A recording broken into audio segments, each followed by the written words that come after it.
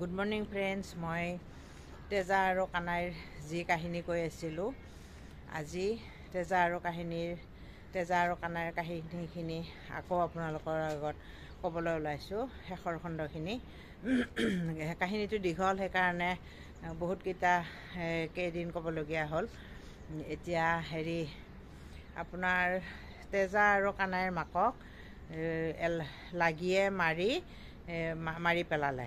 কাছ হৈ আছিল যে বৰপুখুৰীত, লাগীয়ে কি কৰিলে, মানুহ লগাই ৰাইজ গোটাই কাছজনীক ধৰালে আৰু কি কৰিলে, মাৰি পেলালে।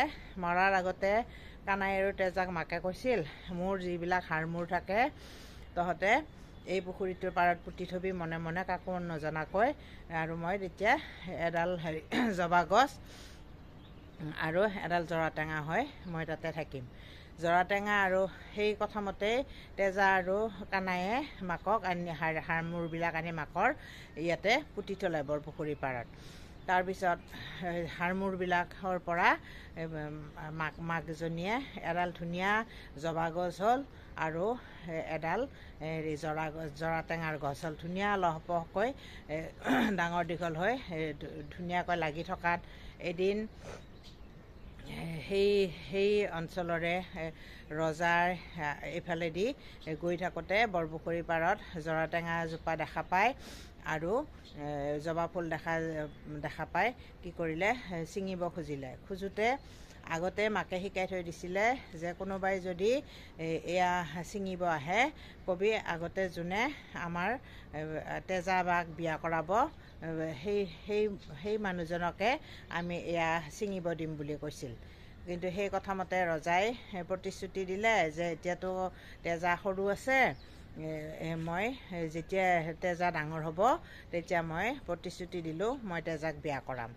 তাৰপিছত সেইকাৰণে কানাই কি কৰিলে, কানাইহঁতৰ মইনা চৰাই এজনী আছিলে, মইনা চৰাইজনী ৰজাৰ লগত দি পঠালে আৰু জৰা টেঙা আৰু জবা ফুলো দি পঠালে। সেই প্ৰতিশ্ৰুতি মৰ্মে যেতিয়া মইনা চৰাইজনী ডাঙৰ হ'ল আৰু তেতিয়া মইনা চৰাইজনী যেতিয়া মাত লগালে, কানাই কৈছিল যেতিয়া মইনা চৰাইজনী মাত লগাব তেতিয়া আমাৰ তেজা বা গাভৰু হ'ব, আৰু গাভৰু হ'লেই আমাৰ তেজা বাক আপুনি বিয়া কৰাই নিব, এনেকৈ ক'লে। তেতিয়া ৰজাই হ'ব বুলি কৈ গুচি গ'ল মইনা চৰাইজনীলৈ। যেতিয়া মইনা চৰাইজনীয়ে মাত লগালে, কেলকেলাব ধৰিলে, ক'লে, কিনো ৰজা ভুলে গ'ল, তেজা বা গাভৰু হ'ল। কিনো ৰজা ভুলে গ'ল, তেজা বা গাভৰু হ'ল। কিনো ৰজা ভুলে গ'ল, তেজা বা গাভৰু হ'ল বুলি যেতিয়া কেলকেলাই থাকোঁতে মন কৰি শুনিলে যে ৰজাই শুনাত আগৰ কথাবিলাক মনত পৰিল যে তেজাক বিয়া কৰাম বুলি প্ৰতিশ্ৰুতি দিছিল। সেই কথা মনত পৰি ৰজাই তেজাক বিয়া কৰাবৰ কাৰণে সেই বৰপুখুৰীলৈ গ'ল আৰু গৈ কানাইক তেজাক লগ কৰি কি কৰিলে, তেজাক বিয়া কৰালে আৰু তেজাই সুখে সন্তোষে জীৱন যাপন কৰিবলৈ ধৰিলে। তেতিয়া মাহীয়েকে তাইৰ সুখ দেখা পাই কি কৰিলে, এদিন তোলাক তাতে পঠাই দিলে আৰু মাহীয়েকেও নিজে তাইক মাতি আনি মৰম কৰি খোৱালত কি হ'ল, তেজাক কি কৰিলে, মাহীমাকে আকৌ শালিকী চৰাই কৰি থৈ দিলে। তেতিয়া এই কথা গম পালে, শালিকী চৰাই হৈ গ'ল আৰু তোলাৰ পাত ৰাণী কৰি ৰাখিব খোজাত তেতিয়া শালিকী চৰাইজনীয়ে ক'লে, তেজা, তোলা তই মোৰ বিচনা নুশুবি, তোলা তই মোৰ এইফালে নাহিবি, তোলা তই ৰজাৰ লগত নাথাকিবি। এইবিলাক কোৱাত ৰজাই মন কৰি দেখিলে যে শালিকা এজনীয়ে কিবা কেলকেলাই আছে।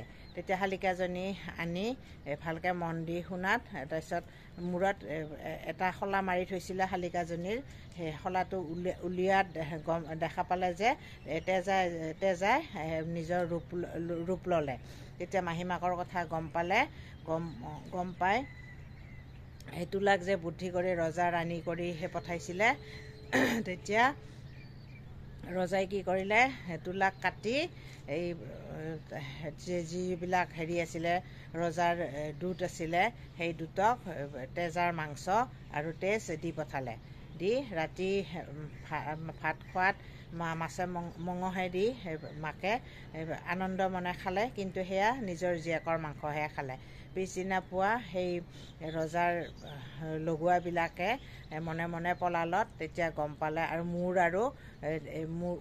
মূৰটো তেজাৰ মূৰটো, তুলাৰ মূৰটো এলাগীৰ চোতালত যেতিয়া পেলাই থৈ পলাল, তেতিয়া তুলাৰ মাকে আৰু বুজিব বাকী নাথাকিল যে তুলাৰ মাকে তুলাকে মাংস বনাই খালে।